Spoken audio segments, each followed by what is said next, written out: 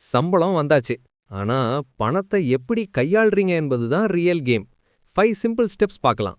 Like subscribe பண்ணிட்டு bell ஐகானை தட்டி விடுங்க. Step 1 budget. முதல்ல மாசத்துக்கான பட்ஜெட்டை ரெடி பண்ணுங்க. எவ்வளவு செலவு, எவ்வளவு சேமிப்பு. பிளான் இல்லாத சேலரி ஒரு வாரத்துல டிஸப்பியர் ஆயிடும். Step 2 savings first. சம்பளம் வந்த உடனேயே சேவிங்ஸ் அக்கவுண்ட் அல்லது எஸ்ஐபிக்கு பணம் டிரான்ஸ்ஃபர் பண்ணுங்க. சேவிங்ஸ் தான் future security. Step 3 pay bills. EB bill, வீட்டு வாடகை, EMI, credit card dues, due date வரைக்கும் வெயிட் பண்ணாதீங்க. Step 4 emergency fund. Unexpected medical expense, repair, job issue, இதுக்காக தான் எமர்ஜென்சி ஃபண்ட்.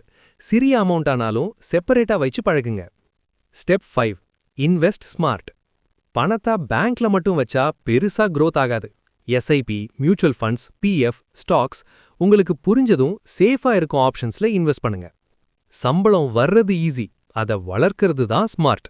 இந்த மாதம் இந்த 5 ஸ்டெப்ஸை ஃபாலோ பண்ண போறீங்களா? கமெண்ட் பண்ணுங்க. மணி உங்களை கண்ட்ரோல் பண்ணாம நீங்க மணியை கண்ட்ரோல் பண்ணுங்க.